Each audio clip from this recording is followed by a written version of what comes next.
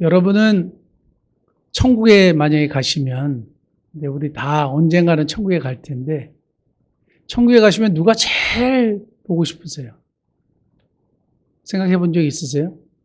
천국 가면 어떨지는 모르겠지만, 일단은 예수님이 보고 싶을 것 같아요. 예수님이 보고 싶어요, 사실은. 예수님 한번 만나고 싶어요. 그 다음에, 저는 어제 누가 가장 보고 싶을까 생각했더니 저희 누님이 너무 보고 싶어요.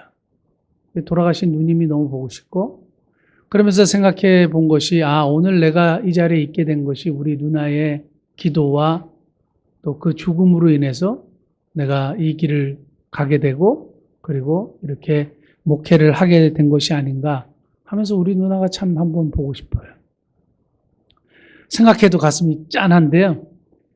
그 다음에, 저희 아버님도 계시고 할머니도 계시고 다 보고 싶은데, 성경의 인물 중에는 예전에는 다윗, 이런 사도 바울, 예수님이 12제자들, 이런 분들이 보고 싶었는데, 지금은 순위가 바뀌었어요. 새롭게 보고 싶은 분들이 등장했어요. 저는 이분들을 만나면 꼭 한번 물어보고 싶은 것이 생겼고, 이분들을 만나면서 이렇게 질문하고 싶은 거예요. 어떻게 그런 삶을 사셨냐고. 어떻게 그렇게 선택하고 어떻게 그렇게 삶을 사실 수 있었냐고 물어보고 싶은 그룹의 사람들을 발견하게 된 거예요. 오늘 그분들을 여러분들에게 소개하고 또 저와 함께 말씀을 통해서 은혜를 함께 공유하고자 하는 것입니다. 제가 에스라 8장을 지난 금요일에 설교를 하면서 그 전부터 계속 에스라 8장을 읽으면서 갑자기 가슴이 먹먹해지고 은혜를 탁 경험을 했어요. 누구 때문에 은혜를 경험했느냐? 느디님 사람들이라는 사람들이에요. 오늘 20절에 읽었잖아요. 느디님 사람들이라는 사람이 나와요. 오늘 본문의 배경을 잠깐 설명하면 바벨론의 포로로 유다가 586년에 망하고 바벨론의 포로로 끌려가잖아요. 그래서 유다에 있었던 모든 사람들, 레위인들, 제사장들 할 것 없이 모든 사람들이 포로로 잡혀갔습니다. 포로로 잡혀갔습니다. 그리고 거기서 이제 포로 생활을 하고 그러다가 거기에 이제 정착을 하며 살게 되고 종살이를 했든지 파출부를 했든지 그러다 나중에는 자유인으로 자기들 나름대로 정착지를 이루어서 삶을 살기를 시작했어요. 그리고 나서 페르시아가 바벨론을 점령하고 페르시아의 원년에 고레스 왕이라는 왕이 칙령을 내려서 유다 백성들에게 돌아가도 좋다. 그리고 하나님의 성전을 건축하도록 명령을 내려요. 그래서 1차로 스룹바벨이라는 사람이 사람들을 약 5만 명을 데리고 옵니다. 5만 명을. 그게 이제 에스라 2장에 나와요. 그 인구가 나오는데 이스라엘 백성들은 4만 2천 몇백 명이고 그리고 노비와 종들이 7천 몇백 명이고 이렇게 해가지고 약 5만 명이 돌아와요. 그리고 나서 80년이 흘렀어요. 80년이 흐르고 두 번째 사람들의 무리가 이제 오기로 했는데 그 리더가 바로 에스라라는 제사장이에요. 학자 겸 제사장이에요. 근데 이분이 1773명을 데리고 이렇게 오는 거예요. 근데 1773명뿐만 아니라 거기에 딸린 가족들이 있잖아요. 그래서 이게 몇 명이었느냐 할 때 어떤 분은 5,000명, 어떤 명은 8,000명, 어떤 명은 9,000명 그러니까 그냥 반올림해서 10,000명. 그러면 그 안에는 들어갈 거 아니에요. 10,000명 정도 생각하면 돼요. 그래서 10,000명 정도가 이제 모였단 말이죠. 이제 가려고. 그리고 페르시아 왕 아닥사스다가 금그릇과 은그릇, 성전에서 쓸 그릇들을 다 제공해주고 폐물도 제공해줬어요. 재물도. 그러니까 많은 재물과 많은 사람들이 모였어요. 그럼 뭔가 조직도 해야 되고 누가 있는지 좀 살펴도 봐야 되고 그래서 여기 아하와로 흐르는 강가 그래서 어느 강가에 모여가지고 이제 호구 조사도 하고 그리고 조직도 정비하기 위해서 이렇게 모였는데 한 가지 문제가 발견했어요. 레위 사람이 없는 거예요. 레위인은 성전 봉사를 위해서 특화된 구별된 사람들이잖아요. 그러니까 제사장하고는 다르지만 레위인 중에 제사장이 나오고 이 제사장을 섬기고 성전에서 예배를 드리려면 레위인이 필요한데 레위인이 한 사람도 지원한 사람이 없는 거예요. 그러면 거기 가서 누가 레위인을 대신할 거예요? 일반 사람을 레위인으로 할 수가 없거든요. 그러니까 문제가 발생한 거예요. 그래서 에스라가 똑똑한 사람들, 명철한 사람을 뽑아서 여기 보면 가시바라는 지방으로 보내요. 그리고 그 지방의 족장, 이또라는 사람을 만나게 하고 그 이또의 형제라고 불리우는 느디님 사람들에게 요청을 합니다. 레위인들을 좀 데리고 와라. 17절 한번 볼까요? 17절. 가시베아 지방으로 보내어 그곳 족장 이또에게 나아가게 하고 이또와 그의 형제 곧 가시베아 지방에 사는 느디님 사람들에게 할 말을 일러주고 우리 하나님의 성전을 위하여 섬길 자를 데리고 오라 하였더니, 그러니까 느디님 사람들에게 레위인을 좀 데려와 달라 이렇게 얘기한 겁니다. 그리고 느디님 사람들이 가서 레위인들을 데리고 왔어요. 레위인들이 안 가기로 딱 마음을 먹고 있는데 느디님 사람들이 가가지고 이 사람들을 데리고 온 거예요. 여기에 숫자만 보면 약 한 41명 정도가 되는데 그 형제들 뭐 이렇게 되면 몇 명이 될지는 모르겠어요. 가족까지 하면 몇 명이 될지는 모르겠어요. 어쨌든 간에 느디님 사람들이 가가지고 데리고 왔어요. 근데 도대체 이 말씀을 보고 왜 가슴이 먹먹하고 은혜를 받았느냐? 느디님 사람들이 어떤 사람들이었느냐? 여러분 20절 보면 힌트가 나와요. 20절에. 느디님 사람들 처음 들어보셨죠? 자, 20절에 다윗과 방백들이 레위 사람들을 섬기라고 준, 레위인들을 섬기라고 준. 그래서 느디님이라는 그 이름의 뜻은 주어진 자, 드려진 자 이런 뜻이에요. 누구에게 주어졌느냐? 레위인들을 섬기라고 주어진 사람들이에요. 다시 말하면 레위인들의 종들과 같은 사람들이에요. 레위인이 성전에 봉사를 할 때, 야, 저기 저거 좀 가지고 와. 근데 장작 패와. 물 길러와. 물두멍에 물을 채워야 돼. 깨끗한 물 길러와. 그러면 가지고 오는 허드렛 일을 하고 레위인의 종으로 들여진 사람들이 느디님 사람들. 지위도 별로 없어요. 별로 이렇게 사실은 중요한 직급도 아니에요. 근데 이 느디님 사람들이 뭐라 그랬냐면 레위 사람들이 가서 우리 가서 하나님의 성전을 섬깁시다.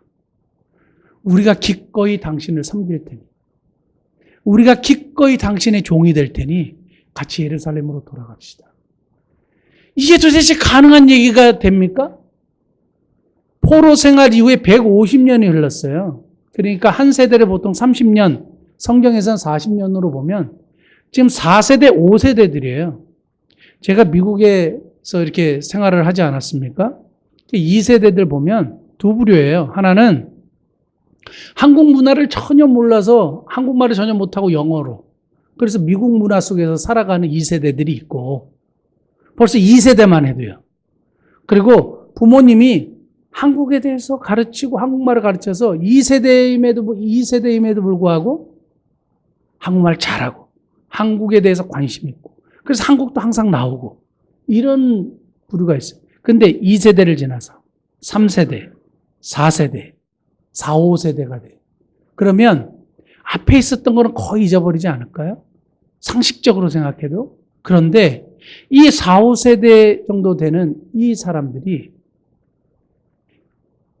레위인을 찾아가가지고 우리 가서 예루살렘 성전을 섬깁시다. 우리가 기꺼이 당신의 종이 다시 될 테니까 일을 하십시다.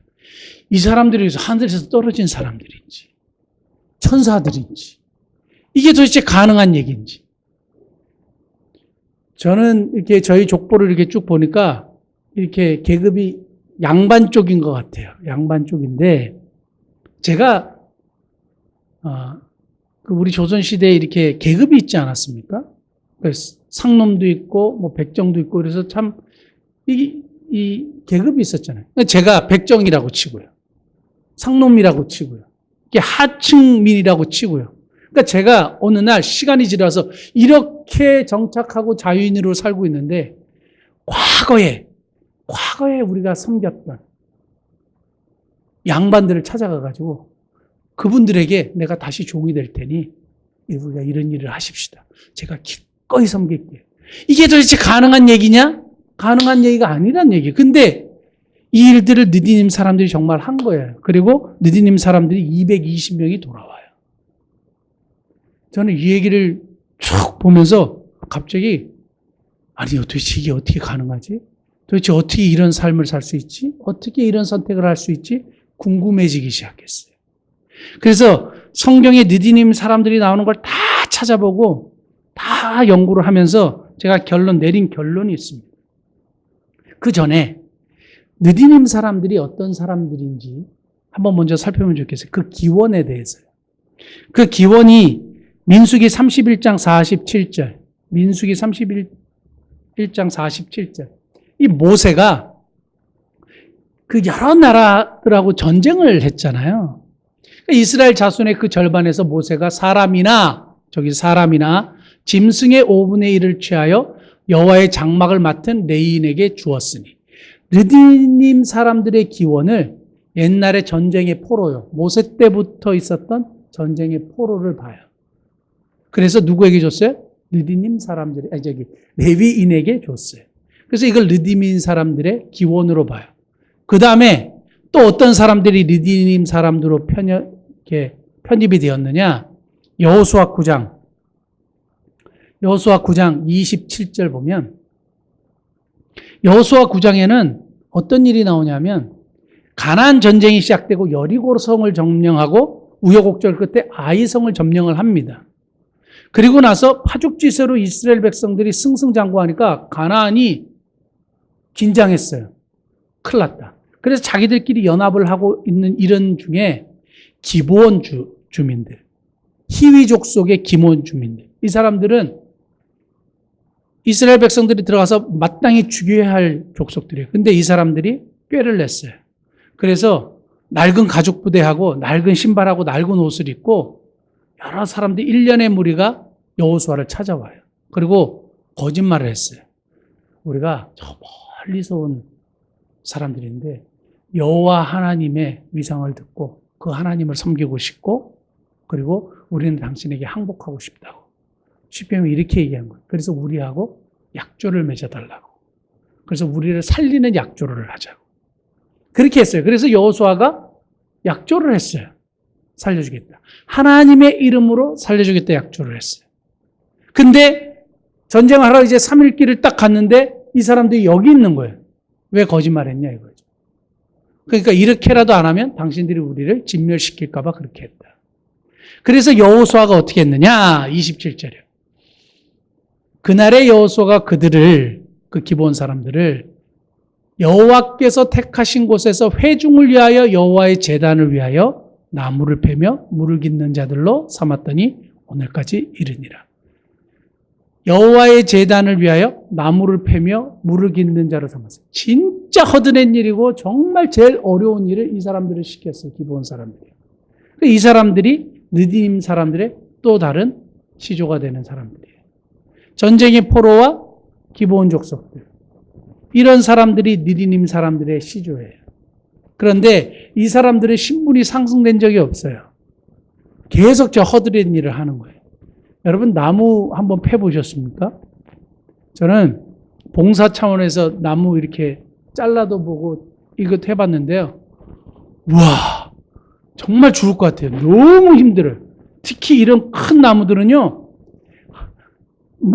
이거를 도대체 얼마 동안 해야 이게 부러지는지 그리고 또 그것만 있습니까? 계속 썰어야 돼요. 그래서 토막토막을 내야 돼요. 그 도끼로 이제 찍어야 장작이 펴지는 거거든요.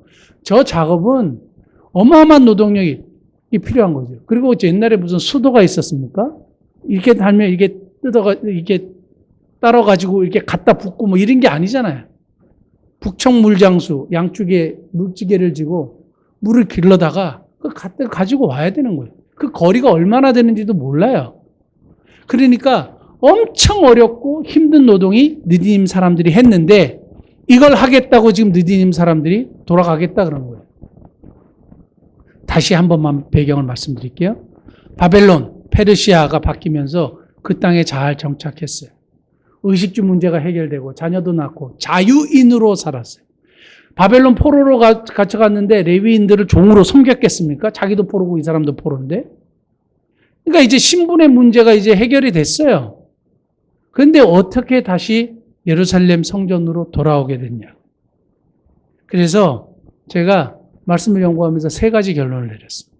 첫째, 이 사람들이 다시 예루살렘으로 돌아오고 레위인들에게 내가 기꺼이 종이 될 테니 돌아가자 라고 이야기했던 것은 첫째, 하나님을 경험했기 때문이에요. 하나님을 경험했기 때문에. 하나님이 살아계심을 눈으로 보고 성전에 가득한 하나님의 영광을 이 사람들이 본 거예요. 자기들이 우상을 섬겼을 때는 우상은 응답을 사실 하지 않잖아요.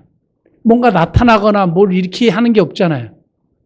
그런데 기브온 사람들이나 전쟁에서 포로가 되어서 물을 길러오고 이렇게 해서 제사장이 제사를 드리고 하는데 어느 날 성전에 하나님의 영광이 가득한 거예요.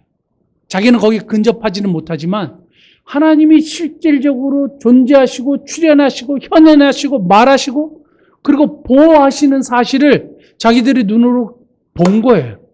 이제까지 이런 일은 본 적이 없죠. 아, 진짜구나. 여호와 하나님 정말 살아계시구나. 경험하게 된 거예요. 시편 84편 10절, 11절 한번 볼까요? 시편 84편 10절에 이런 말씀이 나와 있어요.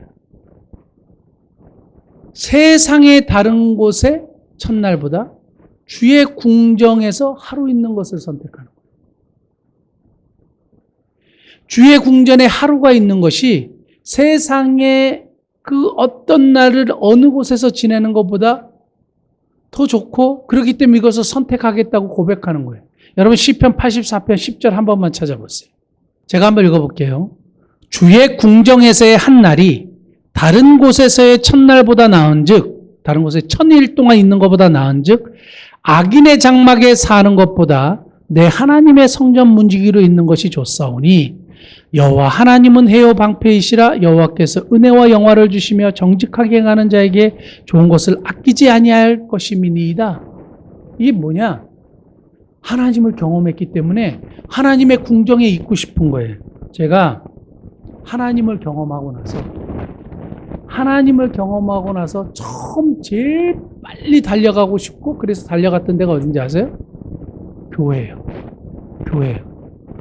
교회에 너무 가고 싶은 거예요.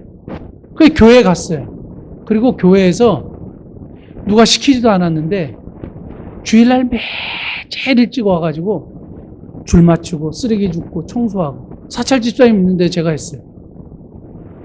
하나님을 경험하고 나니까 교회 너무 오고 싶고 교회 살고 싶고 그냥 교회에서 그냥 이렇게 살다가 죽고 싶고 막 그 은혜가 넘치는 거죠. 여러분 그런 걸 경험해 보셨습니까? 아마 예수님을 믿고 나서 하나님을 정말 크게 체험한 분들은 공통적으로 교회를 너무너무 사랑한다. 이 교회 저 교회 할 것 없이 하나님의 교회를 내가 지금 섬기는 교회를 너무너무 사랑하게 된다는 거예요. 저는 이러한 은혜가 저와 여러분들에게 꼭 있기를 축복합니다. 느디님 사람들이 하나님을 경험했기 때문에 기꺼이 성전으로 달려올 수 있었던 거예요. 두 번째, 어떻게 이 느디님 사람들이 내가 다시 종이 될 테니까 같이 가십시다 이렇게 해서 설득을 하고 이 사람들을 데려왔을까요? 두 번째는 하나님의 백성이 된 은혜 때문이에요. 하나님의 백성이 된 은혜 때문이에요. 오늘날로 따지면 구원의 은혜를 경험했기 때문이에요. 자, 느디님 사람들이 언제 역사 속에서 정확하게 이스라엘 백성으로 편입된지는 모르겠어요. 그런데 어느 순간 자연스럽게 이스라엘 백성으로 편입이 됐어요. 여호수아가 이렇게 물 깃는 자, 장작을 패는 자로 하면서 이스라엘 백성으로 받아준 것이 기원이 됐을지도 몰라요. 그러면서 자연스럽게 비록 허드렛 일을 하고 아주 안 좋은 일을 하지만 이스라엘 백성들이 된 거예요. 근데 이 느디님 사람들이 이것에 대해서 굉장히 깊이 은혜에 감사했던 것 같아요. 도대체 하나님의 백성이 된 것이 뭐가 그렇게 대단하고 뭐가 그렇게 은혜가 충만하길래 이 은혜에 보답하는 삶을 살았을까? 마치 이런 거예요. 억만장자가 있었습니다. 억만장자가. 그래가지고 파출부를 고용한다는 이 신문 공고를 냈어요. 그런데 조건이 있었어요. 파출부 고용 조건이 파출부가 해야 되는 일을 적어 놓은 거예요. 그걸 잡 디스크립션이라고 그러는데 그거를 이제 적어 놓으니까 뭐냐면 이런 걸 한 거예요. 채용 조건. 매일 아침 6시에 기상. 잡곡밥 해놓을 것. 반찬은 하루에 다른 것 3가지. 그리고 매일 다른 국. 매일 한 번 청소, 한 번 빨래, 그리고 속옷 아침에 빨아서 깨끗한 속옷은 항상 문 앞에 둘 것. 끝이에요. 그런데 놀라운 것은 이 파출부를 하겠다고 스카이 출신들이 다 이렇게 어플라이 이렇게 한 거예요. 억만장자니까. 예를 들어서 스카이 출신. 그리고 막 여러 이제 유수한 이 처자들이 다 이렇게 어플라이를 했어요. 그 중에 중졸인 한 아가씨가 있었습니다. 자기는 자격도 없고 다른 사람에 비해서 도저히 이게 안 되지만 채용 조건을 보니까 저건 내가 정말 잘할 자신이 있거든. 정말 잘할 자신이 있거든. 그래서 그렇게 지원을 했어요. 지원을 하니까 누가 됐느냐? 정말 은혜로 이 여자가 뽑힌 거예요. 그 많은 경쟁률을 뚫고. 너무너무 감사하잖아요. 그리고 자기가 정말 잘하는 일이잖아요. 그래서 열심히 일을 했어요. 매일 아침 6시 이상 기상해서 신선한 야채로 반찬을 해가지고 잡곡밥을 해가지고 딱 자기를 고용한 주인의 상에 딱 올리고 최선을 다해서 빨래해가서 깨끗하게 올렸어요. 1년이 지났어요. 2년이 지났어요. 어떤 일이 일어난지 아세요? 억만장자 주인이 프로포즈 했어요. 내 아내가 돼달라고. 그러니까 이 중졸 출신에 아무 자격도 없고 그래서 자기를 고용해준 그냥 주인이 너무 고마워서 성실하게 일했던 이 아가씨가 거부했어요. 나는 자격이 안 된다. 나는 자격이 안 된다. 그리고 나는 그걸 받을 수 있는 그런 위치에 있는 사람도 아니다. 당신하고 나하고는 안 맞다. 죄송하다. 근데 억만장자가 끝까지 구애했어요. 내가 보니까 당신은 진짜 괜찮은 사람이고 딱 나에게 맞는 사람이다. 내 아내가 되달라. 그래서 어떻게 할게요? 프로포즈를 받아들였어요. 그리고 나서 어떤 일이 났느냐. 그전에는 정말 깨끗하게 잡곡밥을 해서 수돗물로 이렇게 했단 말이에요. 그 다음날 아침에 일찍 더 일찍 일어나가지고 원래 계약 조건은 6시잖아요. 새벽 5시에 일어나서 뒷산을 올라가는 거예요. 그 약수물을 뜬 거예요.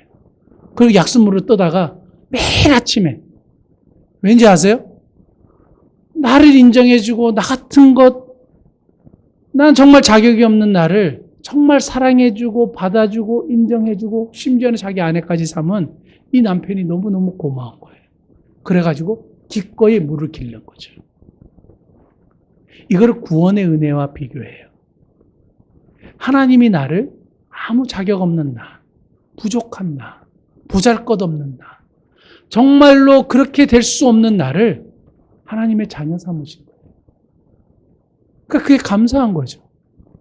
그러니까 그 은혜에 너무 감사하니까 어떻게 해요? 기꺼이 허드렛 일도 하는 거예요. 화장실 청소도 하는 것이고 기꺼이 아침에 일찍 일어나가지고 시키지도 않아도 그 일을 하는 거죠.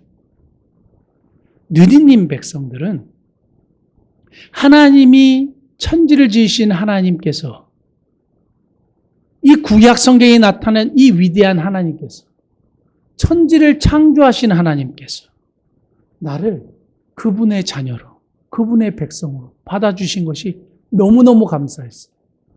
본 백성들, 이스라엘 백성들은 그것도 모르고 그냥 타락하고 뭐 다른 걸 추구하고 그러는데 느디님 백성들은 이 나를 받아주신 하나님, 나를 인정해 주신 하나님, 그 하나님의 은혜에 너무너무 감사한 거예요. 그러니까 내가 당신의 종이 될 테니까 우리 하나님 섬기러 돌아가십시다. 아마 이 조상들이, 느디님 조상들이 수도 없이 얘기했던 것 같아요. 그 자손들에게. 아까 제가 이민 2세대들 얘기하지 않았습니까? 부모의 교육이 자녀를 좌우해요. 그러니까 수도 없이 얘기하고 하니까 아마 이것이 계속적으로 내려오는 하나의 집안의 풍토였던 것 같아요. 그러니까 느디님 자손들이 4, 5세대가 됐는데 기꺼이 얘기하는 거. 돌아가십시다. 레위인들에게. 정말 놀랍지 않습니까? 저는 진짜 너무너무 감동을 받으면서 무슨 생각을 한지 아세요? 첫째, 나도 느디님 사람이 돼야 되겠다. 둘째, 느디님 사람들과 같은 사람들하고 사역하고 싶다. 이거예요. 그러니까 저도 느디님 사람들이 돼야 되고 사람과 같은 사람이 되어야 되고 여러분도 느디님 사람들과 같은 사람들이 되어야 되는 거예요. 그러면 우리가 함께 참 아름다운 공동체, 하나님이 기뻐하시는 예배, 선교, 구제, 사역 감당할 수 있는 거죠. 사랑하는 성도 여러분, 우리 모두 다 느디님 사람들과 같은 그런 사람들 될 수 있기를 축복합니다. 그렇다고 막 물길로 오고 막 장작 패고 이러는 게 아니고요. 우리들의 삶이요. 정말 하나님의 백성이 된 은혜에 감격하는 삶을 살자 이거죠. 그리고 세 번째. 도대체 어떻게 이런 삶을 살 수 있고 이런 선택을 할 수 있었느냐? 세 번째는 삶의 의미가 그 일에 있었기 때문이에요. 삶의 의미가 그 일에 있었기 때문이에요. 에밀리 에스파니 스미스라는 작가 겸 저널리스트가 있습니다. 이 사람이 Power of Meaning, 의미의 파워라는 책을 써가지고 그 유명한 그 테드에 나와서 테드에서 강연하는 걸 제가 들었어요. 그 한국의 세상을 바꾸는 시간 세바시와 같은 인사들이 이렇게 나와가지고 강의하듯이 미국에도 테드라는 강연이 있거든요. 근데 제가 이제 영어가 짧으니까 이제 영어를 듣는데 대충 이해를 했는데 너무너무 공감이 가는 이야기를 하는 거예요. 무슨 얘기냐? 제가 잠깐만 얘기를 할게요. 자신은 인생의 궁극적인 목표가 행복을 추구하는 것이라고 생각을 했대요. 그래서 정말 우리가 행복을 추구하며 살고 있지 않습니까? 행복해지려고 하고. 그 인생들이 다 그렇다는 거예요. 근데 사람들이 생각하는 행복을 연구하기를 시작했어요. 근데 사람들이 일반적으로 행복해질 거라고 생각하는 것들이 뭐냐? 성공, 좋은 직업, 좋은 아파트, 이런 외적인 수준이요. 이런 것들이요. 그래서 이런 것들을 위해서 열심히 그것을 추구하며 사는데 놀라운 것은 뭐냐? 사람들이 행복해지지 않는다는 결론을 내렸어요. 그 대학원에 들어가서 심리학을 공부했대요. 그러면서 자신의 인생을 바꾸는 놀라운 사실을 하나 발견을 했는데 행복을 추구하고 행복을 쫓아가는 사람들은 불행해지더라는 거예요.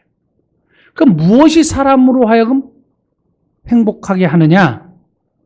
삶의 질이 높아지고 성공도 하고 객관적으로 볼 때 멋진 삶을 살고 있지만 자살하는 수치는 점점 높아가는 거예요. 지금도 마찬가지로 여러분 보십시오. 삶의 질도 높고 인기도 많고 돈도 많고 뭐 남부러울 것이 없는데 자살하잖아요. 도대체 이게 어떻게 가능하냐? 오히려 여기에 희망이 없고 고독을 느끼고 심각하게 스트레스를 받고 결국에는 극단적인 선택을 하는 거예요. 외로움을 느낀다는 거예요. 공허함을 느낀다는 거예요. 그러면 도대체 왜 이렇게 불행을 느끼고 공허함을 느끼는가 했더니 발견했어요. 뭐냐? 삶의 의미가 없었어요. 삶의 의미가 없었어요. 당연한 말 같지만 저는 굉장히 공감하고 감동을 받았어요. 삶의 의미가 없다는 사실을 오랜 연구 끝에 발견한 거예요. 사람들은 삶의 의미가 없으면 죽는 거예요. 제가 예전에 읽었었던 그 죽음의 수용소라는 책이 있어요. 빅터 프랭클이라는 정말 한번 읽어보셔야 되는 책이에요. 아우슈비츠 수용소에서요. 살아남은 사람이에요. 간단하게 말씀드리면 어느 순간 사람들이 침대에서 일어나지 않는데요. 그리고 그냥 오물 그 위에서 그냥 그 침대에서 뭐 침대라고 할 것도 없죠. 거기서 그냥 다 볼일 보고 큰 거 작은 거 다 보고 그리고 마지막에 담배를 태운대요. 그러면서 그 감방에 같이 있는 그 사람들은 그 수용소에 있는 사람들은 생각합니다. 48시간 안에 죽겠구나. 뭐냐? 삶을 포기했어요. 거기서 더 이상 의미를 찾지 못한 거예요. 근데 살아남은 사람들은 뭐냐? 삶의 의미를 찾은 거예요. 그래서 그 책에 한 구절이 딱 제 머릿속에 딱 박혔는데요. 뭐라 그러냐면 왜 살아야 하는지 아는 사람은 그 어떤 상황도 견뎌낼 수 있다. 왜 사는지 아는 사람은 어떤 상황도 견뎌낼 수 있어요. 삶의 의미가 있는 사람들은 어떤 상황도 견뎌낼 수 있고 참을 수 있어요. 극단적인 선택을 하지 않는 거예요. 삶의 의미를 포기하고 잃어버렸을 때. 자, 그래서 바벨론에서 페르시아로 넘어가면서 이 사람들이 정착하고 자유인으로 살고 의식주도 해결하고 그렇게 살았는데 느디님 사람들이 이렇게 살아보니까 삶의 의미가 없어요. 삶의 질은 높아지고 자유도 찾고 너무너무 좋은데 마음이 공허한 거예요. 근데 돌이켜보니까 비록 종의 삶을 살았고 참 힘든 일을 했지만 거기에는 삶의 의미가 있었던 거예요. 예루살렘에서 성전에서 레위인들을 섬기면서 하나님 앞에 제사를 드렸던 거예요. 왜 삶의 의미가 있었는가 찾아보니까 자기들이 그렇게 서포트하고 애를 쓰고 했는데 뭐가 일어났느냐? 하나님이 등장하셨어요. 하나님이 나타나시고 하나님이 역사하시고 하나님이 이스라엘 백성들을 인도하신 것을 생생하게 목격한 거예요. 누구를 통해? 왜 그런 일이 일어난지 아세요? 느디님 사람들이 아무도 알아주지 않지만 장작 패우고 물두멍에 물 채우고 성전을 깨끗하게 하고 처음에는 성막이었죠. 오물 치우고 거기서 가축을 잡는데 거기서 얼마나 막 온갖 것들이 떨어지겠어요. 근데 그거 놔두면 냄새가 얼마나 심하겠어요. 근데 그런 얘기가 성경에 하나도 없잖아요. 왠지 아세요? 아무도 모르지만 느디님 사람들이 다 깨끗하게 다 치운 거예요. 다 정리하고. 그래서 제사가 전혀 문제가 없이 흐르도록 한 거예요. 그러니까 하나님이 나타나셨어요. 역사하셨어요. 불기둥과 구름기둥의 역사의 배후에는 이 섬기는 사람들이 있었던 거예요. 그러니까 이 사람들이 거기서 삶의 의미를 찾은 거예요. 은혜를 경험하고 삶의 의미를 찾은 거예요. 그러니까 후손들에게 얘기한 거죠. 야, 이 기회가 주어진다면 반드시 돌아가라. 이 기회가 주어진다면 반드시 돌아가라. 거기에 삶의 의미가 있다. 이렇게 얘기한 거예요. 그래서 이 사람들이 돌아온 겁니다. 기꺼이 낮은 삶을 살 수 있었던 것은 거기에 삶의 의미를 찾았기 때문인데 제가 이 모든 것을 종합하면서 더 은혜를 받았던 건 이거예요. 그것만 말씀드리고 말씀 마치려고 하는데 하나님을 경험했기 때문에 그 다음에 두 번째 뭡니까? 하나님을 경험했기 때문이고 하나님의 백성이 된 은혜 때문이고 그리고 삶의 의미가 거기에 있었기 때문이에요. 그래서 기꺼이 자기들이 종이 되겠다고 했어요. 자기들이 더 낮아지겠다고 했어요. 그래서 이런 모든 것을 종합해 봤을 때 느디님 사람들이 너무 예수님을 닮은 거예요. 기꺼이 낮아지겠다는 거예요. 기꺼이 낮아지겠다는 거예요. 느디님 사람들을 통해서 발견한 것이 예수님이에요. 예수님은 마가복음 10장 45절 한번 볼게요. 마가복음 10장 45절. 이 땅에 오신 이유를 이렇게 설명했어요. 인자가 온 것은 뭐라고요? 섬김을 받으려 함이 아니라 도리어 섬기려 하고 자기 목숨을 많은 사람의 대속물로 주려 함입니다. 이 땅에 오신 이유가 하나님이신 그분이 이 땅에 오신 이유가 섬김을 받으려 한 거 아니라 섬기려 하고 자기 목숨을 사람들의 대속물로 주려고 왔다 이렇게 얘기했어요. 그 다음에요. 빌립보서 2장 한번 볼게요. 빌립보서 2장. 사람의 모양으로 나타나서 뭘 했다고요? 자기를 낮추셨어요. 자기를 낮추셨어요. 죽기까지 복종하셨으니 곧 십자가에 죽으십니다. 예수 그리스도의 낮아지심으로 오늘 우리가 이런 복된 삶을 누리고 천국의 소망을 가지게 되고 여러분 한번 죽으신 다음에 천국 가서 우리 한번 보자고요. 예수 그리스도께서 우리에게 주신 것이 얼마나 대단하고 값지고 위대한 것인지. 이름으로 하나님이 그를 지극히 높여 모든 이름 위에 뛰어난 이름을 주사. 하늘에 있는 자들과 땅에 있는 자들과 땅 아래에 있는 자들로 모든 무릎을 예수의 이름에 꿇게 하시고. 자, 낮아질 대로 낮아지셨는데 결국에는 하나님이 높여주셨잖아요. 이게 성경의 역설의 진리라고 해요. 느디님 사람들은 낮아질 대로 낮아졌는데요. 오늘 저처럼 느디님 사람들을 발견하면 발견할수록 발견한 사람들은 이 느디님 사람들에게 도전을 받아요. 그리고 결국에 천국에 레벨이 있다면 저는 느디님 사람들이 최상의 레벨에 있을 거라고 저는 봐요. 낮아질 대로 낮아진 사람들 결국에 하나님이 높여주세요. 그게 성경의 원리고 성경의 진리이기 때문에 그래요. 저는 소망의 집을 가면 우리 그 장애인들 중에 저보러 뭐라 그런지 아세요? 예수님이라 그래요. 예수님 오신 예수님 이렇게 얘기하는데요. 우리를 제2의 성경이라고 보통 얘기해요. 어떤 사람은 성경을 한 번도 읽어보지 못하고 죽는 사람들이 많잖아요. 그러니까 우리 크리스찬들을 제2의 성경이라고 해요. 그러니까 우리를 보고 예수님을 발견한 거죠. 전 느디민 사람들을 보고 예수님을 발견했어요.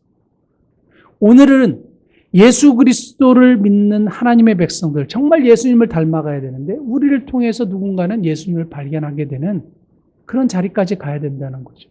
사랑하는 성도 여러분, 저와 여러분들의 삶을 통해서 다른 사람들이 예수님을 발견할 수 있는 놀라운 은혜가 있기를 원합니다.